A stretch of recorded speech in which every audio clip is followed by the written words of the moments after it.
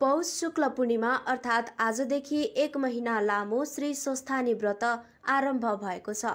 परापूर्व कालदेखि यो व्रत तथा कथा श्रवण गर्ने प्रचलन रहेको छ। के हो श्री स्वस्थानी व्रत कथा, कसरी बसिन्छ स्वस्थानी व्रत, यसका बारेमा पण्डित किरण न्यौपाने यस्तो बताउनुहुन्छ।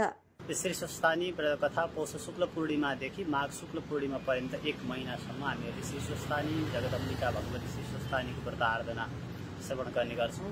परापूर्व कालमा भगवान शिवलाई प्राप्त गर्नको निमित्त सतीदेवीले भगवान शिवजीलाई प्राप्त गर्नका निमित्त यो व्रत गर्नुभएको छ। सोही अनुसार हामीहरूले पनि मनोकामना पूर्णका निमित्त र आफ्ना अभिष्ट कामनाहरू पूर्ण हुन् भन्नका निमित्त यो 1 महिनाको श्री स्वस्थानी भगवतीको व्रत आरम्भ गर्ने गर्दछौँ। आजबाट सुरु भएको व्रत माघ शुक्ल पूर्णिमासम्म चल्नेछ।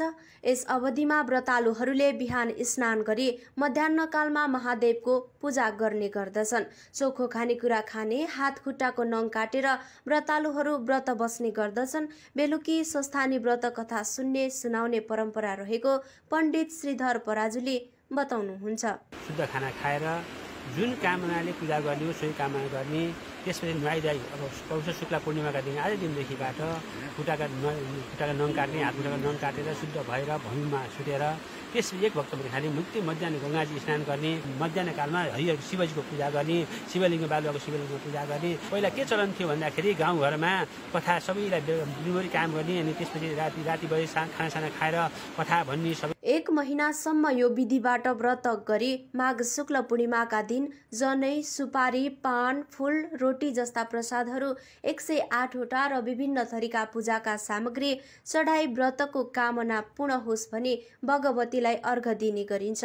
यसरी चढाइएका प्रसाद मध्ये प्रत्येक 108 वटाबाट 8 वटा निकाली पतिलाई दिने, पति नभए छोरालाई दिने र छोरा पनि नभए मित छोरालाई एवं मित छोरा पनि नभए नजिकको पवित्र नदीमा लगी बगाउने व्रत विधि रहेको छ।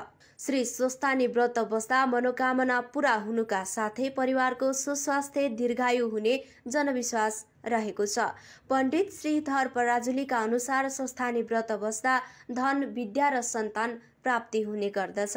आफूले स्वस्थानी व्रत लिँदा अहिलेसम्म चिताएको सबै कुरा पुग्ने गरेको व्रतालुहरू बताउँछन्। यसरी श्री स्वस्थानीको व्रत बस्दा व्रत कथा सुन्दा मनमा शान्ति र धैर्यता पनि बढ्ने जनविश्वास रहेको छ।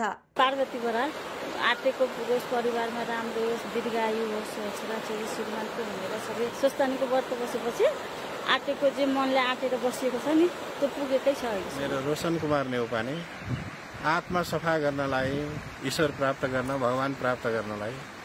स्वस्थानीको धार्मिक विश्वास जस्तो सुकै भए तापनि यसले समाजलाई एकता र धैर्यताको सूत्रमा बाँधेको छ। स्वस्थानी व्रत कथाबाट वर्तमान समाजले काम र उमेरले पाका भएका व्यक्तिहरूको सम्मान गर्दै उनीहरूले सिकाएको पाठलाई शिरोधार्य गर्नुपर्ने पाठ सिक्न सक्नेछ। सिटी 1 टेलिभिजनका लागि आशा मगर, पोखरा।